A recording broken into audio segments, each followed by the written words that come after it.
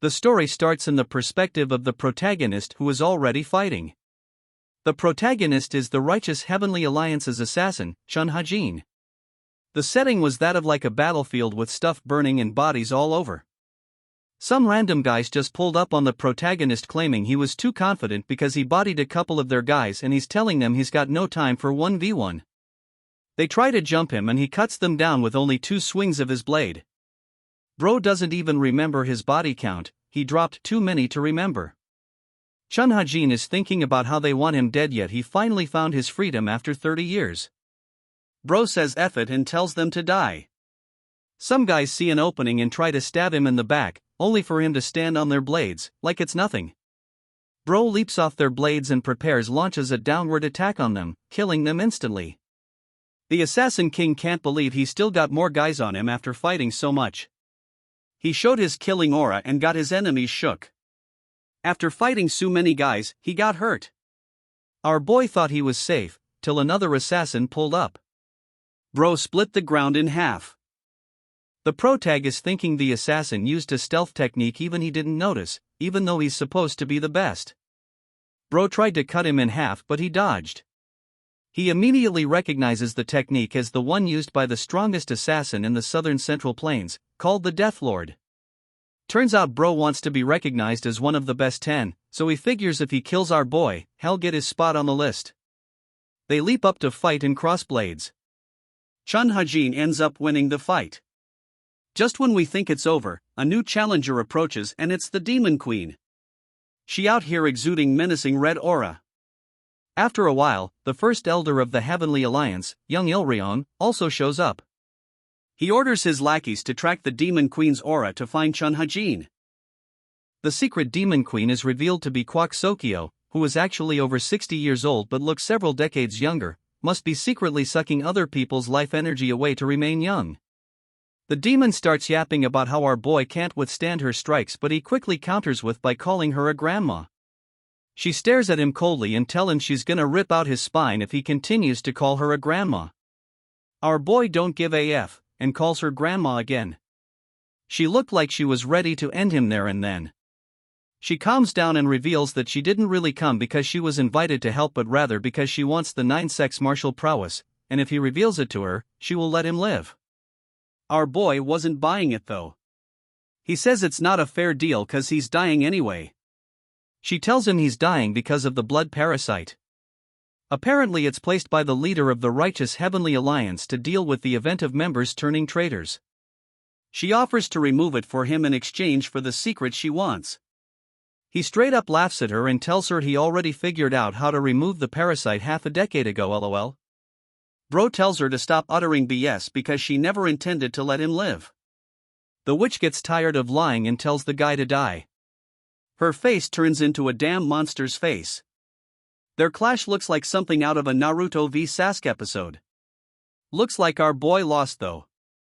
The first elder shows up out of nowhere and cuts his legs, while the witch demon tears his hands off. My guy gets the Elijah Michael Sun treatment. As if that wasn't enough, she tears his head off and smiles like a maniac. Bro was dying thinking he just wanted an ordinary life, and guess what, he does. We're shown some doctor who was busy glazing the 4RTH Lord of the Divine Cult, telling him some guy named Seoryang is gonna die tonight and he's sure of it cause he felt his pulse. Bro thinking he didn't sweat that much to kill him. Our boy dreams of a friend of his that wanted to quit killing for the sect and live free like a bird, but ends up dead cause of the blood parasite. He also remembers how he had his head torn off and abruptly wakes up from his dream. He starts to wonder where he is. Bro senses someone coming and jumps out of bed to get the guy. He asks her who she is and she tells him she's his servant manhwa. He learns that he's been unconscious for 6 months because of chi blockage and woke up 2 nights ago. Bro doesn't realize it yet, lol. Bro sees himself in the mirror and almost had a heart attack and died. He's not in his own body. He's not used to such a calm place, so he wonders how a place like that could exist near him. Some guys pull up on him and he wonders who they are. My guy just insta-kneels and congratulates him on his recovery. Bro wonders if he's at the Heavenly Demon Divine Cult.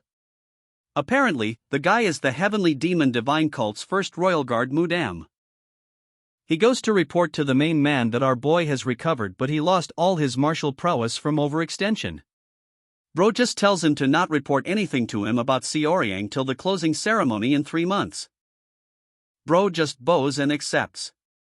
We are told that the Heavenly Demon Divine cult is the strongest cult in terms of martial power, but the Federation of the Righteous Heavenly Alliance and the Steel Blood Fortress outnumber them, and together the three are called the Powerful Triad. Our boy asks himself how he ended up there.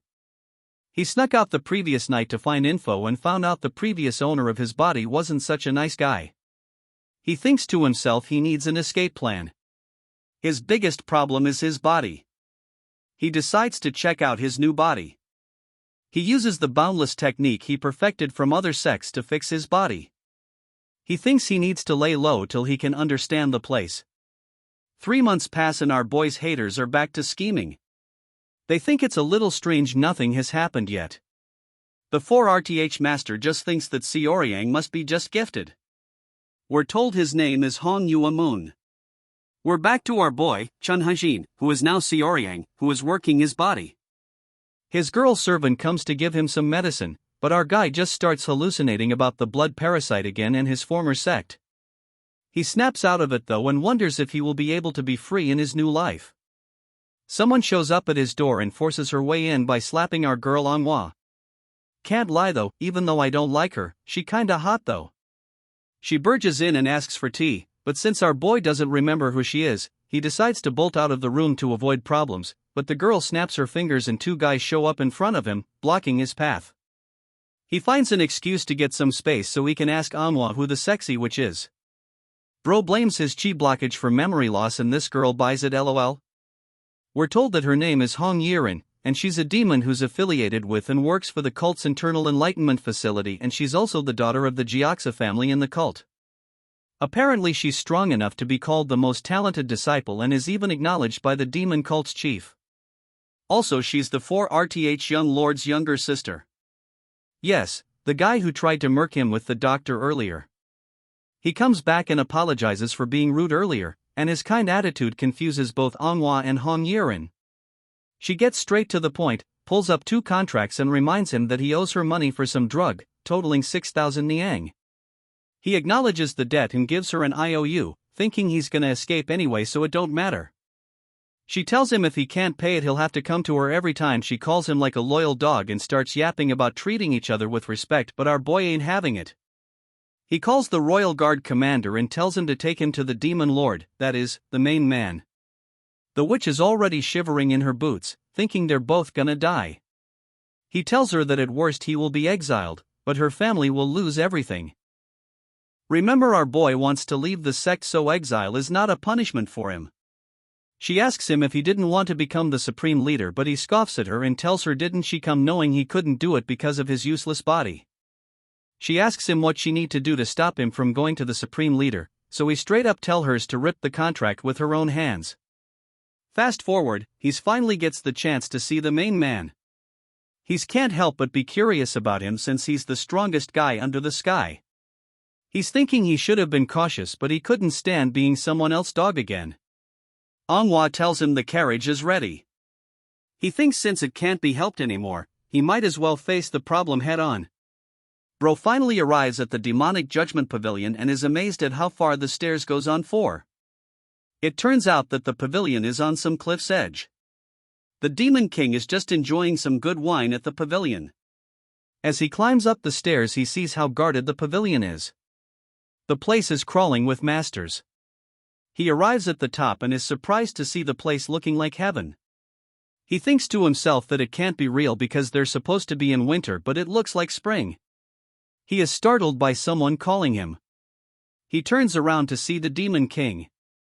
We're told that the name of the Demon Lord is Li Chansang.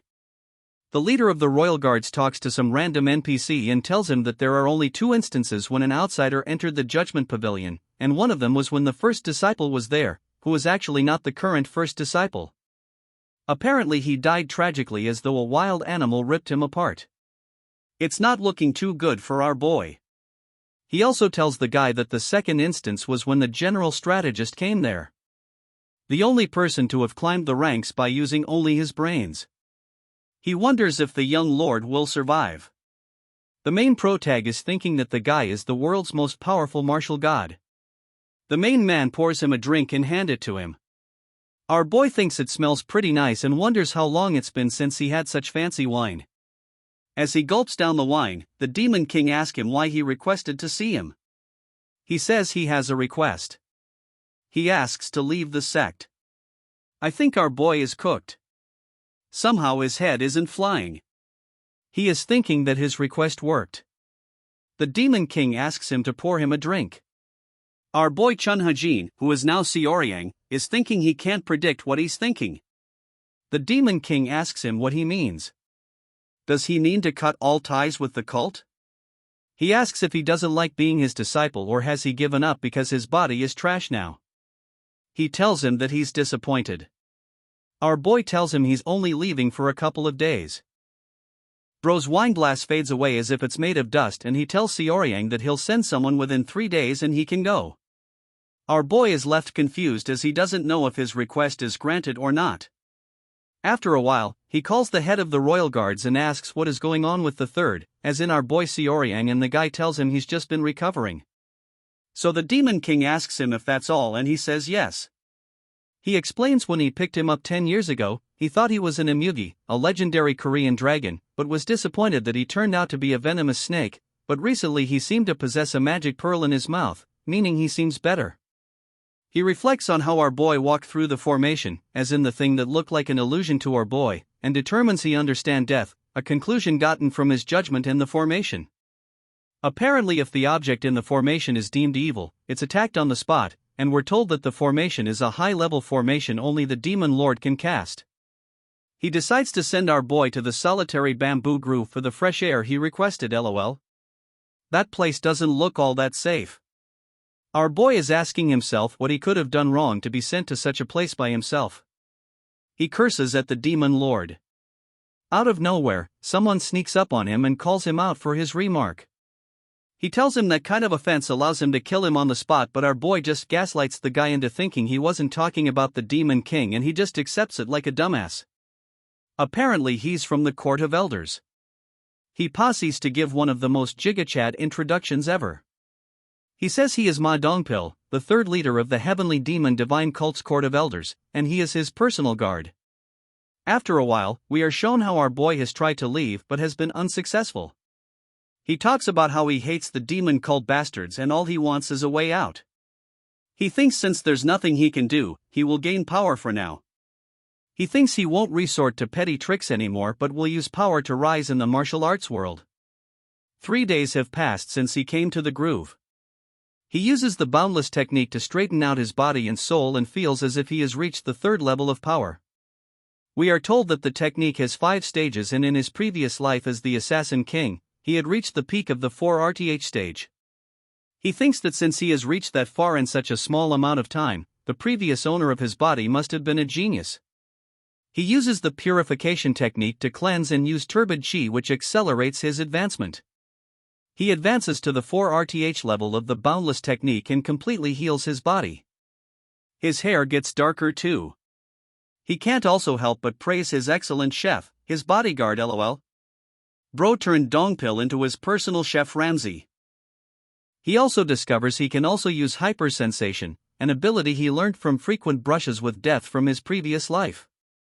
He uses the Heavenly Net 6 power technique Form 1, Omniscient Sight, to sense his surroundings and feels pretty confident in his abilities, only to be surprised by the elder that sneaks up on him. It looks like this elder isn't that simple.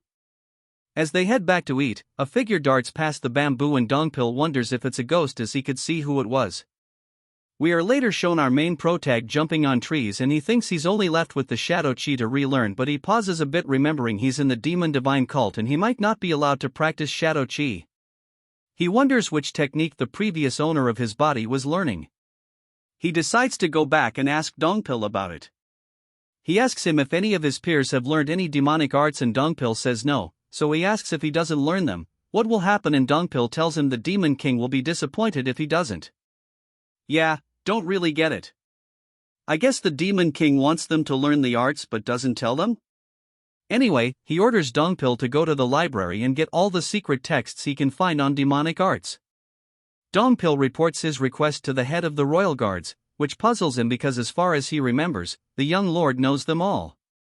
So Dongpil, who is also puzzled by the young master's behavior, asks if it is possible that our boy lost his memories after suffering chi blockage. Oh boy. He ponders about it and ends up telling Dongpil to not worry too much about it. He tells him to mix the texts with others and asks Dongpil if he briefed the young lord about the dangers of the bamboo grove, and he replies he hasn't as he was planning on doing it that day. The head of the royal guards wonders what the demon lord saw in our boy to send him to the bamboo grove. Back at the grove, we see Dongpil brought 17 books to our boy and he's wondering why so many. Dongpil informs our boy that out of the 17, 3 must be returned in 3 days. He asks why and is told that the 3 are part of the 10 great demonic arts secret text of their school. Dongpil tells our boy that if he can learn even one of the 3, he can look down on the rest of the world, that's how strong they are.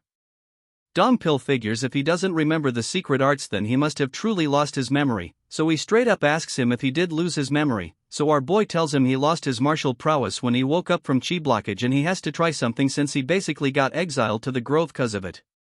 He tells him he needs his help. Dongpil just starts crying. What a nice guy. Dongpil thinks to himself that they, I'm guessing they refers to the dangerous guys in the grove, will start being active in 10 days and the barricade should hold out. He is thinking he cannot let his guard down and goes to pick weapons for the young third lord.